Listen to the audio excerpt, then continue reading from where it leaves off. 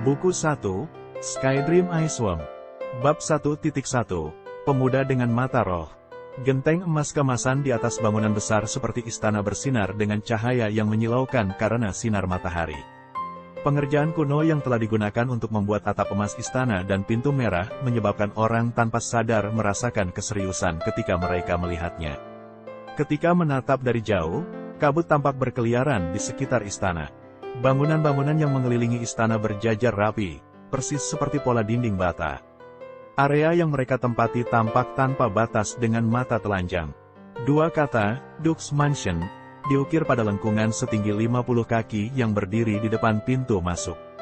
Rumah besar yang menghuni area seluas lebih dari 2 km ini bukan milik kota.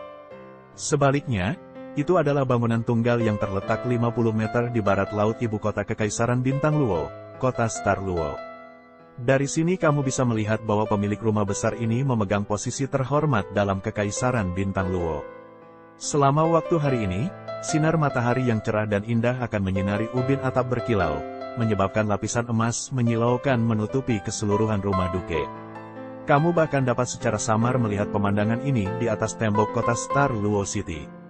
Pintu belakang area utara Duke's Mansion terbuka tanpa suara, dan sesosok kurus-kurus keluar dengan diam-diam.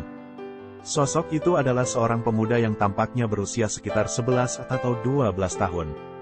Perawakannya proporsional, dan dia mengenakan kemeja kain abu-abu yang sederhana namun bersih. Dia juga memiliki seuntai kain kecil di punggungnya. Rambut hitam pendeknya terlihat rapi dan rapi. Pandangan tegas, yang dipenuhi dengan intensitas yang melampaui semua teman sebayanya pada usia yang sama, hadir di wajahnya yang tampan. Setelah dengan lembut menutup pintu belakang Duke's Mansion di belakangnya, pemuda itu dengan cepat berlari beberapa langkah ke depan. Namun, dia tiba-tiba berhenti untuk melihat kembali ke rumah Duke, mata birunya yang dalam dipenuhi dengan kebencian. "Ibu, awasi aku dari negeri orang yang sudah meninggal. Tidak peduli seberapa keras aku harus bekerja, akan ada hari ketika aku kembali, dan menginjak-injak semua yang ada di sini di bawah kaki aku. Karena itu, aku akan menghormati kamu dengan mengubah nama keluarga aku menjadi milik kamu, Huo. Mulai sekarang, namaku adalah Huo Yuhao." Petik 2. Setelah menyelesaikan kalimatnya, dia berbalik menghadap rumah Adipati, dan menatapnya dalam-dalam. Kemudian, dia berbalik dan pergi tanpa pikir panjang. Dia tidak menuju Star Luo City, yang terletak di barat daya Duke's Mansion. Sebaliknya, dia pergi ke utara. Sosok mungilnya berangsur-angsur menghilang ke kejauhan saat sinar matahari siang yang kuat menyinari dirinya. Meskipun tubuhnya kurus, cara yang dia tinggalkan tidak memberikan perasaan yang sama sekali tidak berdaya. Ada jalan lebar di semua sisi rumah Duke. Huo Yuhao terus berlari ke depan, matanya perlahan berubah semakin merah. "Ibu," ekspresi enggan dan tak terurus yang dimiliki ibunya ketika dia meninggal tanpa sadar muncul dalam pikiran Huo Yuhao, menyebabkannya mengepalkan giginya dengan erat. "Aku harus menjadi lebih kuat. Ibu mengajari aku bahwa seseorang hanya bisa mengandalkan diri sendiri. Seseorang hanya dapat hidup lebih baik jika mereka kuat." Adegan dari ingatan Huo Yuhao tak henti-hentinya melintas di benaknya. Ibu Huo Yuhao telah menjadi salah satu pelayan pribadi Duke, dan tumbuh bersama dengan Duke. Seorang pelayan pribadi hanya ada demi melayani tuannya, tetapi Huo Yuhao diam-diam muncul di perut ibunya suatu malam, 12 tahun yang lalu. Dia hamil selama 10 bulan, sebelum akhirnya melahirkan suatu hari. Terlepas dari identitas apa yang dimiliki ibu Huo Yuhao sebelumnya, ia masih putra Adipati. Oleh karena itu, meskipun perlakuannya di dalam istana tidak dapat digambarkan sebagai baik, itu masih tidak terlalu buruk. Ibunya tidak lagi tetap sebagai pelayan, dan mengandalkan kemuliaan anaknya untuk mendapatkan halaman untuk dirinya sendiri. Dengan demikian, semuanya harus dilanjutkan tanpa masalah, tetapi siapa yang bisa tahu bahwa bencana akan tiba begitu cepat?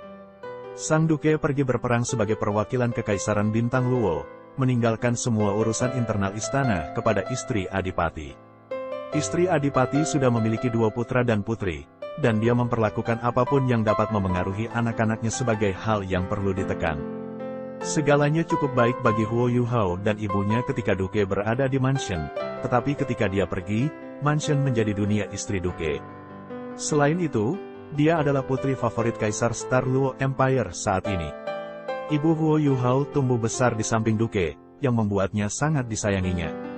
Karena itu, dia selalu iri pada istri Adipati. Setelah Duke pergi, dia segera menjadi target utama untuk istri Duke.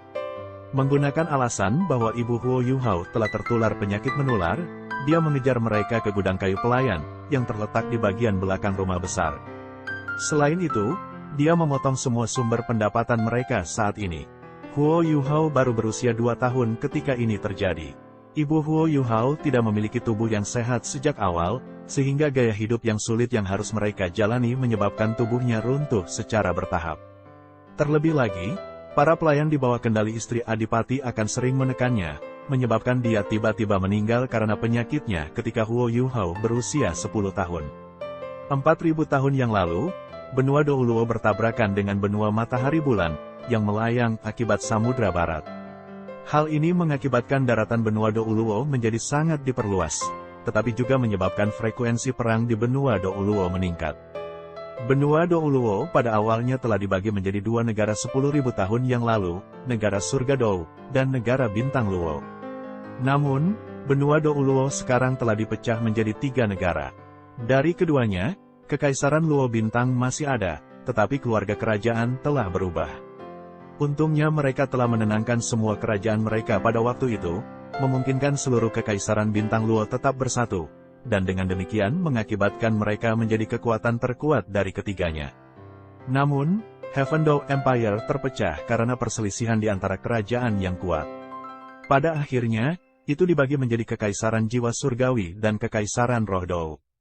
Sun Moon benua yang telah melayang dari barat memiliki luas permukaan yang luas dan sumber daya yang berlimpah. Itu sedikit lebih kecil dari benua Douluo, tetapi hanya memiliki 1 negara, yaitu Kekaisaran Sun Moon. Perang pecah antara kedua benua hampir segera setelah mereka bertabrakan. 3 negara di benua Douluo semuanya mengirim pasukan sekutu untuk berperang melawan musuh bersama mereka. Setelah hampir 20 tahun perang, mereka akhirnya berhasil mengalahkan Kekaisaran Sun Moon. Sejak saat itu, mereka menyatukan 2 benua dengan nama Douluo.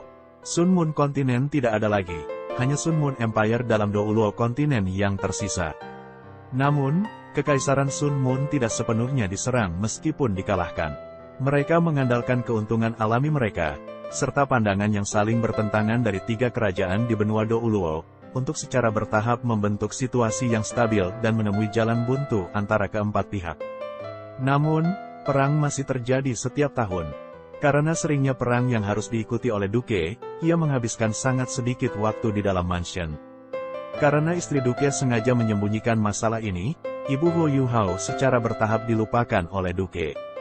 Ketika Duke bertanya tentangnya, istrinya hanya mengatakan bahwa Ibu Huo Yuhao jatuh sakit. Ibu Huo Yuhao telah menderita banyak kesulitan pahit saat dia membesarkannya. Ketika dia berusia 6 tahun, dia melakukan kebangkitan jiwa bela diri di dalam mansion. Jiwa bela diri adalah sesuatu yang dimiliki semua orang di benua Douluo. Meskipun Kekaisaran Sun Moon telah berkembang dengan cara yang berbeda dibandingkan dengan 3 kekaisaran lainnya, jiwa bela diri masih menjadi salah satu konsep dasar mereka. Setiap orang secara alami akan memiliki jiwa bela diri yang dapat dibangunkan pada usia 6 tahun. Jiwa bela diri bisa berupa apa saja, dari alat hingga binatang. Jiwa bela diri tipe binatang disebut sebagai Beast Souls, sementara semua jiwa bela diri lain yang bukan Beast Souls secara kolektif dikenal sebagai Tool Souls. Namun, secara alami ada beberapa jiwa bela diri yang memiliki mutasi. Jadi, mereka adalah pengecualian dari aturan ini. Setelah kebangkitan jiwa bela diri seseorang, sejumlah kecil orang akan memiliki kekuatan khusus bersama dengan jiwa bela diri mereka. Kekuatan ini disebut kekuatan jiwa. Hanya orang-orang yang memiliki kekuatan jiwa yang memiliki kemampuan untuk berkultivasi, dan untuk menjadi profesi paling mulia di benua Douluo, seorang guru jiwa. Master jiwa dipisahkan menjadi 9 peringkat yang berbeda. Dari terendah ke tertinggi, mereka adalah cendekiawan jiwa, penguasa jiwa, tetua jiwa, leluhur jiwa, raja roh, kaisar jiwa, sage jiwa, jiwa Douluo, dan gelar Douluo. Penguasa jiwa akan meningkat dalam kekuatan ketika peringkat jiwa mereka meningkat. Jika seseorang berhasil mencapai tingkat tertinggi dari title Douluo Rank, seseorang akan memiliki kemampuan yang menakutkan untuk memindahkan gunung dan lautan, serta bahkan menggeser bintang-bintang. Bab 1.2. Pemuda dengan mata roh. Orang-orang yang berada di antara peringkat pertama dan ke-10 dari kekuatan jiwa berada di bawah kategori jiwa cendekia. Ketika jiwa bela diri seseorang terbangun, kekuatan jiwa bawaan mereka akan menandakan bakat mereka untuk menjadi guru jiwa. Dengan demikian, seseorang dengan bakat yang lebih besar akan memiliki kecepatan kultivasi yang lebih besar. Jika seseorang memiliki Soul Force peringkat ke-10 setelah jiwa bela diri mereka terbangun, mereka akan menjadi orang yang berbakat dengan kekuatan jiwa penuh bawaan. Orang itu dengan demikian akan disebut sebagai Master Jiwa Jenius. Seorang guru jiwa yang jenius akan memiliki prestasi besar dalam hidupnya selama jiwanya tidak terlalu buruk. Meskipun Huo Yuhao adalah putra Duke, ia tidak mewarisi jiwa bela diri yang kuat dari Duke. Jika dia punya, istri Adipati harus melaporkan jiwa bela dirinya ke Adipati, terlepas dari apakah dia menyukainya atau tidak. Sejak saat itu, Huo Yuhao dan nasib ibunya juga akan berubah. Sayangnya, mutasi yang sangat langka muncul dalam jiwa bela diri Huo Yuhao. Dia memiliki mata roh. Di luar dua kategori utama jiwa bela diri, ada subkategori yang sangat kecil yang dikenal sebagai jiwa tubuh. Jiwa bela diri yang mereka bangun akan menjadi bagian dari tubuh mereka, seperti lengan atau kaki. Hampir semua jiwa tubuh sangat kuat, tetapi kemungkinan mereka muncul sangat kecil. Dapat dikatakan bahwa mereka adalah eksistensi di atas Beast Souls dan Tool Souls, dan karena ini, mereka sangat dihargai setiap kali mereka muncul. Sayangnya, jiwa bela diri Huo Yuhao adalah pengecualian untuk ini. Jiwanya, mata jiwa bela dirinya secara alami muncul di matanya. Selain itu juga jiwa bela diri tipe spiritual yang sangat langka. Dalam keadaan normal, Huo Yuhao seharusnya menjadi sangat dihargai. Sayangnya, ada dua poin yang menghambat perkembangannya. Ketika dia membangunkan jiwa bela dirinya, kekuatan jiwanya yang bawaan hanya berada di peringkat pertama. Dengan demikian, dapat dikatakan bahwa bakatnya sangat buruk, yang berarti bahwa kecepatan kultivasinya pasti akan sangat lambat. Poin kedua yang membatasi perkembangannya bahkan lebih fatal, tidak hanya jiwa bela diri tipe spiritual yang jarang terlihat, makhluk jiwa tipe spiritual juga sangat langka. Setiap kali kultivasi master jiwa mencapai bottleneck peringkat jiwa ke-10, mereka harus membunuh binatang buas yang kompatibel dengan jiwa bela diri mereka, dan kemudian perlu menggunakan cincin jiwanya untuk menerobosnya. Tidak hanya cincin jiwa yang diperlukan untuk menembus kemacetan, tetapi mereka juga akan memberikan keterampilan master jiwa. Ini juga salah satu asal-usul kekuatan jiwaku. Digabungkan, kedua faktor ini praktis membuat Huo Yuhao tidak memiliki prestasi selama masa hidupnya. Namun, dia tetap putra Duke pada akhirnya. Dengan demikian, ia masih berhasil mendapatkan metode budidaya kekuatan jiwa yang sederhana. Bahkan anak-anak dari beberapa pelayan di rumah Adipati mampu mencapai peringkat jiwa ke-10, dan bisa menjadi penguasa jiwa dalam waktu 3 tahun untuk membangkitkan jiwa bela diri mereka. Namun, Huo Yuhao telah mencapai usia 11 tahun ini. Dia sudah berkultivasi selama 5 tahun, namun kekuatan jiwanya baru saja mencapai peringkat jiwa ke-10. Lebih jauh, dia bekerja 3 kali lebih keras dari teman-temannya. Setelah ibunya meninggal, Huo Yuhao tinggal di rumah Adipati selama 1 tahun lagi. Dia masih muda, jadi dia tidak memiliki sumber penghasilan apapun setelah dengan terburu-buru meninggalkan Duke's Mansion. Dengan demikian, ia hanya bisa menekan semua keluhannya dan membenci dengan hatinya. Dan, karena penindasan yang harus dideritanya, pikirannya telah menjadi lebih matang daripada teman-temannya. Ibunya telah mengatakan kepadanya bahwa satu-satunya cara baginya untuk menjadi luar biasa adalah menjadi seorang guru jiwa. Bahkan jika dia hanya menjadi penguasa jiwa biasa, statusnya masih akan jauh lebih tinggi daripada orang biasa lainnya di benua Douluo. Kemarin, Huo Yuhao akhirnya berhasil meningkatkan kekuatan jiwanya ke peringkat ke-10, ini dengan bakatnya yang sangat buruk, dan setelah 5 tahun bekerja keras. Ini juga merupakan hari di mana ia berencana meninggalkan rumah Adipati. Dia membutuhkan cincin jiwa. Bahkan cincin jiwa 10 tahun tingkat rendah akan baik-baik saja. Dengan begitu, dia memiliki kesempatan untuk menjadi guru jiwa sejati yang memiliki keterampilan pribadinya sendiri. Di Douluo benua, binatang buas diberi peringkat sesuai dengan jumlah tahun yang mereka jalani. Kekuatan cincin jiwa mereka terkait erat dengan ini, serta kekuatan mereka secara keseluruhan. Secara umum, jiwa binatang dipisahkan menjadi 10 tahun jiwa, 100 tahun jiwa, 1000 tahun jiwa, 10.000 tahun jiwa, dan 100.000 tahun jiwa. Master jiwa harus secara pribadi membunuh binatang jiwa untuk mendapatkan cincin jiwa dari itu ketika mati. Huo Yuhao tahu bahwa, jika dia terus tinggal di rumah Adipati, dia tidak akan memiliki kesempatan untuk mendapatkan cincin jiwa. Praktis tidak ada orang di sana yang mau membantunya. Karena hal ini, dia dengan terburu-buru memutuskan untuk meninggalkan rumah Adipati, meskipun dia tahu bahwa itu adalah hal yang sangat berbahaya baginya untuk mencari binatang berjiwa roh tipe spiritual sendirian. Lagi pula, anak sapi yang baru lahir tidak akan takut pada harimau.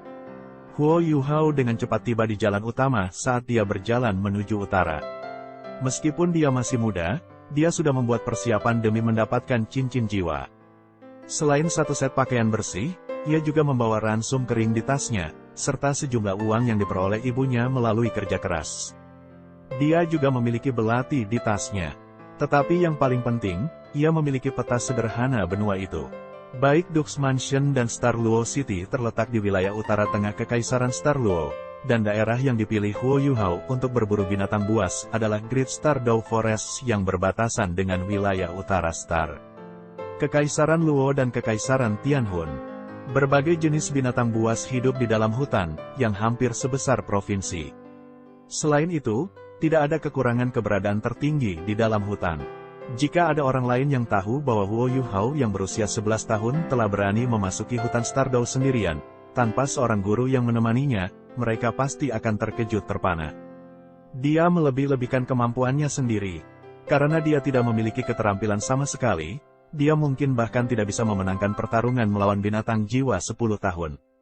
Jalan utama benar-benar lurus, sehingga Huo Yuhao dengan cepat berjalan di sepanjang itu, mengikuti pinggir jalan. Meskipun dia masih muda, dia masih peringkat ke-10 jiwa cendekia. Kekuatan fisiknya jauh lebih besar daripada orang dewasa normal. Huo Yuhao menatap jauh ke kejauhan saat dia berjalan maju. Jika seseorang memperhatikannya dengan cermat, mereka akan melihat bahwa mata birunya yang biru langsung menjadi lebih jernih, dan samar-samar tampak ada cahaya yang berkedip di dalam diri mereka. Sejak dia membangunkan mata rohnya, Huo Yuhao telah menemukan bahwa visinya melebihi dari orang biasa. Pada jarak yang relatif dekat, dia bisa melihat banyak detail kecil yang orang biasa tidak dapat melihat dengan jelas. Pada jarak yang lebih jauh, jangkauan visinya lebih dari 2 kali jarak dari orang biasa. Kekuatan visinya juga terus meningkat dalam kombinasi dengan tingkat kekuatan jiwanya. Perubahan yang muncul saat kultivasinya meningkat membuat kepercayaannya pada kata-kata ibunya meningkat. Seorang guru jiwa, aku harus menjadi guru jiwa. Ibu pernah berkata bahwa aku akan menjadi sistem kendali jagoan pertempuran jiwa jika aku bisa mendapatkan cincin jiwa.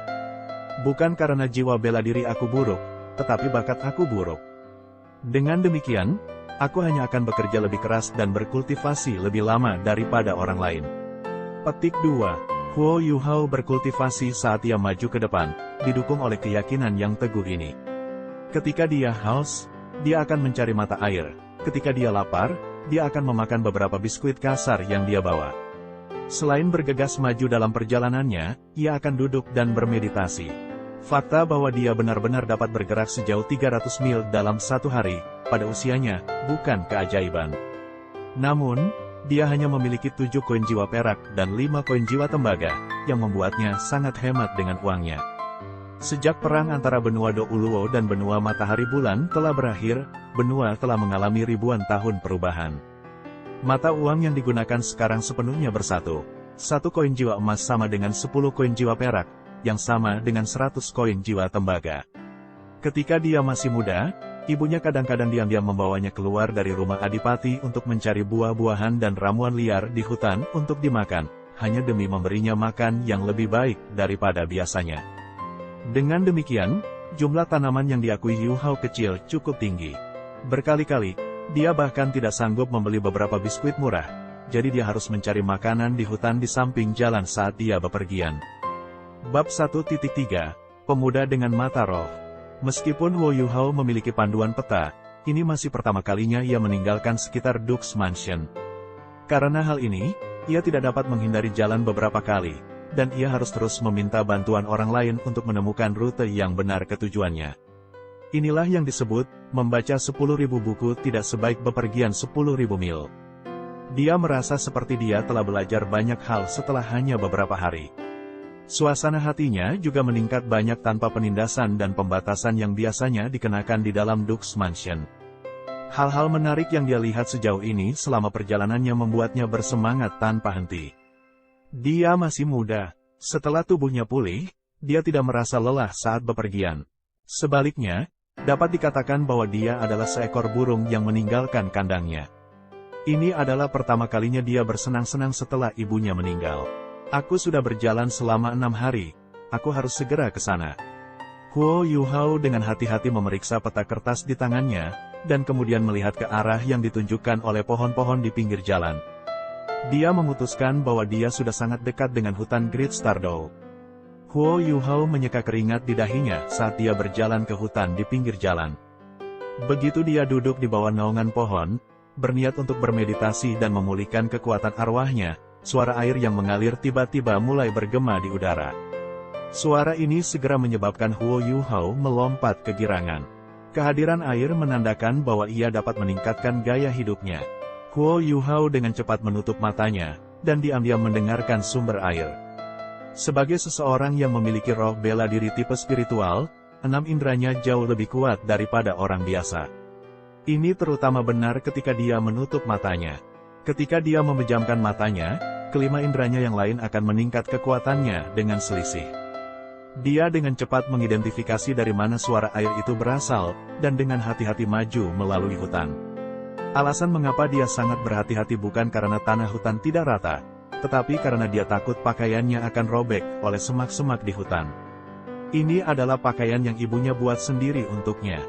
Dia menemukan sasarannya tanpa berjalan lebih dari 200 meter, yang ternyata merupakan sungai kecil selebar 3 meter. Air dingin di dalamnya begitu jernih sehingga kamu bisa melihat langsung ke bawah, dan itu menciptakan perasaan santai dan menyegarkan. Huo Yuhao bersorak gembira, dengan cepat melepaskan pakaiannya, dan kemudian langsung melompat ke sungai, yang bahkan tidak sedalam 2 kaki. Terakhir kali dia mandi adalah 2 hari yang lalu. Perjalanan 2 hari terakhir telah menutupi tubuhnya dengan keringat, dan mandi di air yang dingin dan jernih ini hanyalah kenikmatan yang tidak bisa lebih santai. Setelah benar-benar mandi, perasaan yang cemerlang meliputi seluruh tubuhnya ketika dia berjalan keluar dari sungai. Dia berpikir dalam hati, karena aku sudah tiba di hutan Great Stardow, aku cukup beristirahat di sini. Dia berganti menjadi pakaian yang bersih, melanjutkan untuk mencuci pakaian kotornya di sungai juga, dan kemudian menggantungnya di cabang pohon terdekat. Dia kemudian mengambil cabang pohon yang panjangnya sekitar 3 kaki. Dia menggunakan tangan kanannya untuk menarik belati dari sarungnya di pinggangnya. Belati itu panjangnya sekitar 40 cm, dan sarungnya berwarna hijau gelap. Sarung terbuat dari kulit yang keras, meskipun dia tidak tahu apakah itu kulit dari binatang, atau dari binatang roh. Dia hanya tahu bahwa itu adalah hadiah yang diberikan ayahnya kepada ibunya. Itu selalu dihargai oleh ibunya, sedemikian rupa sehingga ibunya hanya memberikannya kepadanya sesaat sebelum dia meninggal. Gagang belati itu panjangnya sekitar 17 cm, dan sama sekali tidak memiliki dekorasi yang indah, itu memberi orang perasaan sederhana dan tanpa hiasan. Tidak hanya terasa alami untuk dipegang, tetapi juga terasa sangat nyaman. Itu juga tidak mengeluarkan suara saat terhunus. Pisau sepanjang 23 cm itu seperti air musim gugur yang jernih, dan tampaknya transparan. Huo Yuhao tidak bisa menahan diri untuk tidak menggigil karena udara dingin yang pekat di sekitar pisaunya, meskipun ia agak terbiasa dengan itu. White Tiger Dagger. Ini adalah nama belati, yang dikatakan ibunya. Saat Huo Yuhao memandang belati macan putih, kegembiraan di matanya langsung berubah menjadi tatapan kesedihan yang dalam. Dia sepertinya melihat sosok ibunya di refleksi pedang. Sambil memegang cabang yang baru saja putus di satu tangan, Huo Yuhao menggunakan belati macan putih untuk mencukur bagian depannya. Ketika bilahnya, yang mengeluarkan cahaya biru redup, memotong cabang pohon, rasanya seperti memotong tahu. Setelah 2 atau 3 pemotongan, bagian depan cabang pohon telah diasah. Dia menyarungkan belati macan putih di pinggangnya, dan berjalan kembali ke sungai dengan ranting yang diasah di tangannya. Setelah menarik nafas panjang, matanya langsung menyala. Semua detail kecil dalam air jernih diperbesar di dalam matanya. Dia sekarang bisa melihat perubahan kecil pada riak air, bahkan udang kecil yang berada di antara celah-celah di tanah di dasar sungai tidak bisa lepas dari perhatian mata rohnya.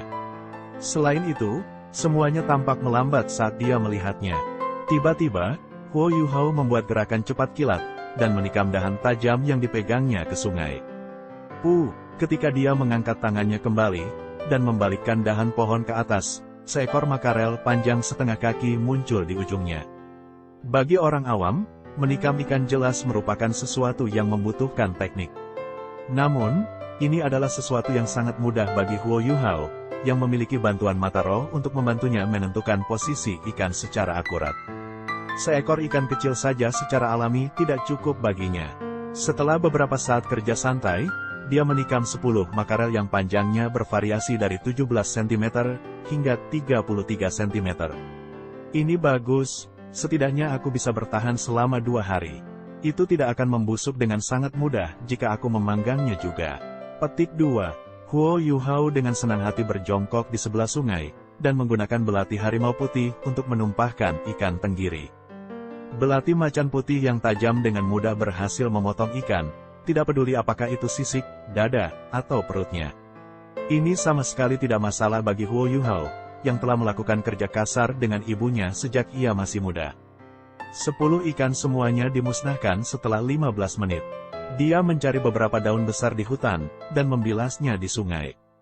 Kemudian, dia menempatkan ikan yang patah hati pada daun basah. Setelah itu, ia menemukan beberapa ranting kering untuk digunakan sebagai kayu bakar, dan menyalakan api di sebelah sungai setelah beberapa saat bekerja. Huo Yuhao hanya memiliki garam yang tersedia sebagai bumbu, tetapi itu sudah cukup untuk sesuatu seperti ikan bakar. Dia menempelkan ikan tenggiri yang bersih ke dahan tipis, dan menggosok garam ke perut mereka. Kemudian dia mengeluarkan beberapa daun yang dikenal sebagai basil ungu dari tasnya, yang dia dapatkan di hutan beberapa hari yang lalu. Dia mencuci dan memisahkan basil ungu sebelum mendorongnya ke perut ikan. Hanya setelah ini, dia mulai memanggang ikan di atas panggangan yang dia buat menggunakan beberapa cabang yang tebal. Tidak butuh waktu lama untuk bau yang tidak biasa menyebar dari api yang dia buat. Baunya sangat berat, dan mengandung daya tarik tertentu yang hanya dimiliki olehnya. Saat Huo Yuhao perlahan memutar ikan tenggiri, mereka berangsur-angsur berubah menjadi emas. Ini, disertai dengan aroma berat itu, sangat memikat. Awalnya, dia hanya memanggang 2 ikan, dan menyisihkan yang lain. Jika dia memanggang terlalu banyak ikan dalam sekali jalan, itu akan sangat mudah untuk masalah terjadi saat dia mengendalikan api. Betapa harumnya, tangisan bahagia dan halus bergema di saat itu. Teriakan itu terdengar jelas dan murni, tetapi masih mengejutkan Huo Yuhao. Dia melihat ke arah sumber suara, dan melihat 2 orang berjalan di sepanjang sisi sungai. Orang yang berjalan di depan adalah seorang gadis yang terlihat berusia sekitar 15 atau 16 tahun, dan memiliki rambut hitam panjang yang diikat menjadi kuncir kuda di belakangnya. Dia mengenakan satu set jubah prajurit berwarna biru muda yang pas, yang sepertinya menguraikan tubuhnya yang masih muda dan halus yang dipenuhi dengan masa muda. Dia memiliki mata seperti Phoenix, yang besar dan cerah. Dia juga memiliki hidung terangkat, wajah oval yang hampir sempurna, dan wajah cantik dan lembut yang sedikit senang saat dia memperbaiki pandangannya pada ikan bakar Huo Yuhao. Orang yang mengikuti di belakangnya adalah seorang pemuda yang seusia dengannya. Tubuhnya yang ramping tinggi dan lurus, sementara rambutnya yang pendek dan biru bersinar dengan kilau seperti batu giok di bawah sinar matahari. Meskipun dia belum tua, dia memberi orang semacam perasaan ilmiah. Wajah tampannya memiliki senyum malas namun hangat di atasnya, dan tangannya diletakkan di belakang kepalanya. Dia juga menatap ke arah Huo Yuhao dengan tatapan tertarik. Namun, dia tidak melihat ikan bakar, tetapi pada Huo Yuhao sendiri. Bab 1.4, Pemuda dengan Mata Roh. Gadis itu berlari menuju Huo Yuhao dengan semangat tinggi. Ekspresi serakah dan lapar muncul di wajahnya ketika dia berkata, "Adik, apakah kamu menjual ikan bakar ini?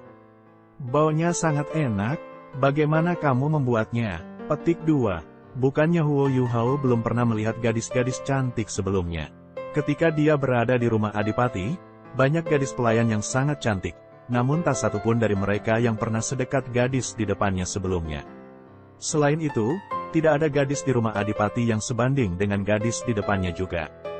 Dia bukan kecantikan mutlak yang sempurna tanpa cacat, tetapi dia memiliki temperamen yang luar biasa. Wajah Huo Yuhao agak memerah ketika dia menjawab, "Aku akan mentraktir kalian berdua untuk makan." Gadis itu terkikik menanggapi, "Adik laki-laki, kamu bahkan menjadi malu. Lalu, aku tidak akan sopan." Saat dia berbicara, dia mengulurkan tangannya untuk mengambil ikan panggang yang telah dilewati Huo Yuhao. Dia tampaknya tidak peduli tentang apa yang tampak seperti saat dia dengan hati-hati memakan ikan panggang, lalu mengeluarkan teriakan nyaring, "Panas!" Pada saat itu, pemuda yang mengikuti gadis itu berjalan mendekat. Dia memiliki ekspresi tak berdaya di wajahnya saat dia mengangkat tangannya dan menyapa Huo Yuhao. Lalu dia berkata kepada gadis itu, "Xiaoya, adik lelaki ini bahkan belum makan, tetapi kamu sudah mulai makan." Mata indah Xiaoya melebar ketika dia dengan marah balas, "Apa yang baru saja kamu panggil aku?"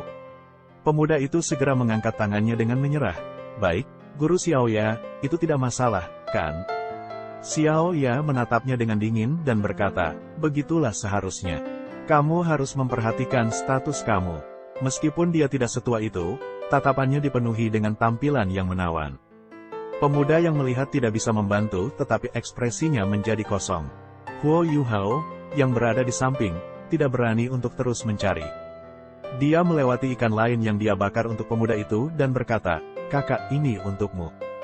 Pemuda itu tersenyum dan berkata, "Tuan-tuan tidak boleh mengambil barang-barang bagus milik orang lain." "Adik laki-laki, kamu masih belum makan. Apakah kamu menangkap ikan ini di sungai?" Petik 2. Huo Yuhao mengangguk dan berkata, "Ini bukan masalah, aku masih bisa memanggang lebih banyak." Sementara dia berbicara, dia menyerahkan ikan bakar itu kepada pemuda itu. Kemudian, dia dengan terampil mengambil 2 ikan yang dia sisihkan, sehingga dia bisa memanggangnya di rak kayu. Pemuda itu dengan lembut tersenyum dan berkata, "Aku Bei Bei dan dia Tangya." "Adik laki-laki, siapa namamu?" Petik 2. "Aku Huo Yuhao," jawabnya sambil hati-hati memanggang ikan. Selama perjalanannya, dia bertemu banyak pelancong saat tidur di luar, dan juga menerima banyak bantuan dari mereka. Dengan demikian, dia tidak ragu untuk memberi Tangya salah satu ikan yang dia bakar ketika dia bertanya. Beberapa hari terakhir telah mengajarinya fakta bahwa orang-orang harus saling membantu ketika mereka berada di luar. Bei Bei duduk di sebelah Tangya. Cara dia memakan ikan bakar jauh lebih anggun daripada Tangya. Paling tidak, tangannya tidak sepenuhnya ternoda minyak. Pada saat Huo Yuhao selesai memanggang ikan kedua, Tangya sudah tidak sabar menunggu. Di bawah tatapan Bei Bei yang tak berdaya, dia menyambar ikan bakar lainnya. Namun, Bei Bei tidak mau makan ikan lain, jadi dia memberi isyarat agar Huo Yuhao makan dulu. Huo Yuhao sudah lapar, jadi dia makan ikan lainnya sambil terus memanggang lebih banyak. Meskipun bumbu yang digunakan pada ikan bakar hanya garam dan basil ungu, rasa ikan bakar sangat lezat.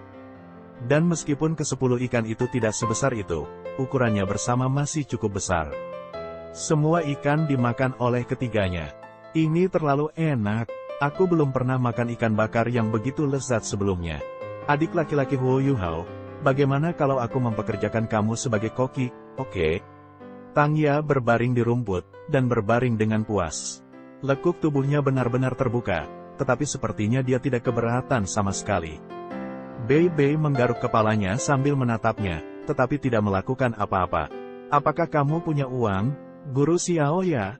Bei Bei bertanya, menyiram air dingin pada idenya. Aku akan punya uang di masa depan." Tangya sedikit malu saat dia duduk. Dia memelototi Bei Bei, tampaknya tidak senang padanya karena merusak rencananya.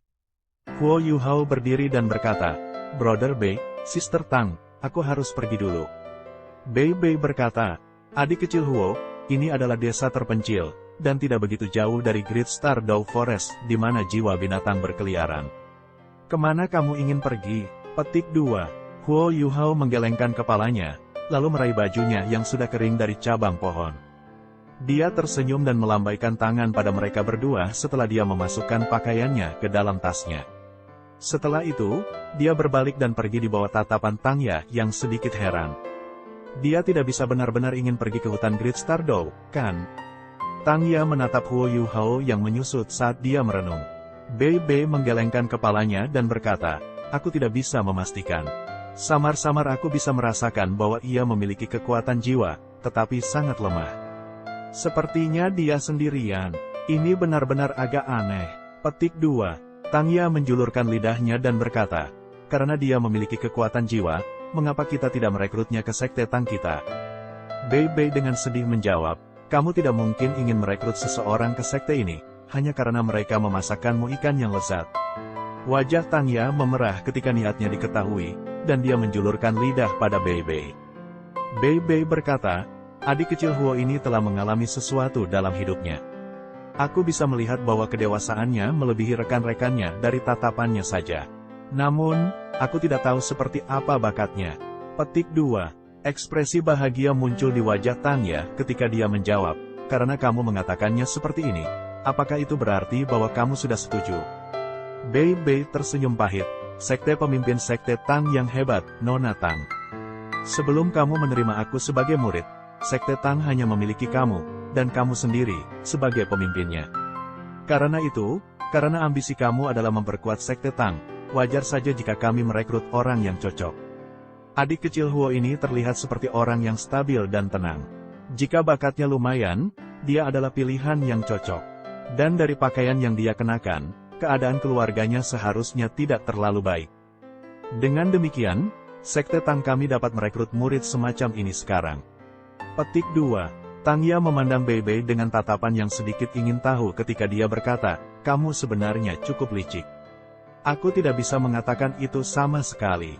Petik 2. Bei Bei berdiri dan menyapu debu pakaiannya saat dia menjawab, ini hanya disebut cerdik, tetapi memanggil aku bijak juga baik-baik saja.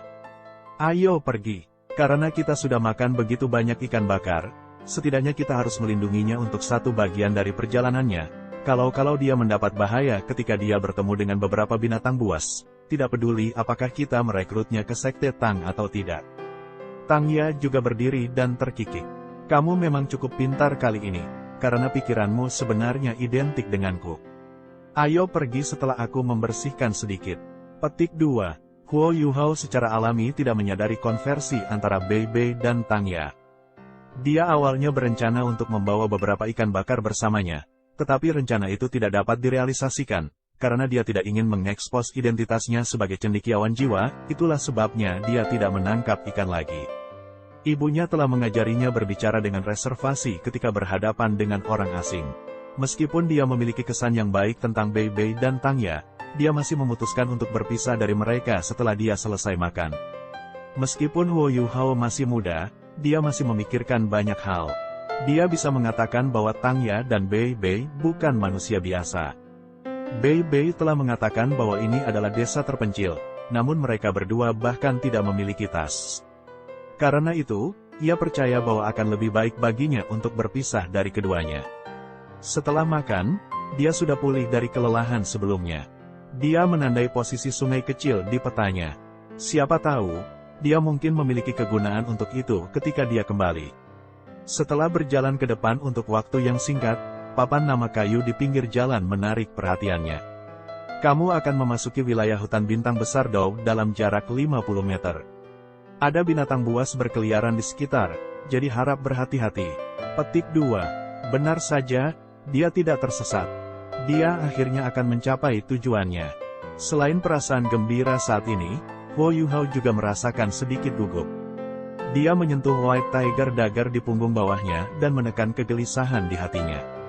Kemudian, dia mengambil langkah bertekad saat dia maju ke depan. Menjadi seorang guru jiwa adalah satu-satunya jalan keluar baginya. Ini adalah keyakinan yang dia pegang di dalam hatinya, dan dia tidak pernah menyesali keputusannya. Udara berangsur-angsur berubah dingin dan menyegarkan, dan perasaan luar biasa serius tampak ada di dalamnya. The Great Stardow Forest seperti binatang buas yang mulutnya terbuka lebar untuk makhluk muda. Dia akan memiliki kesempatan, atau ditelan.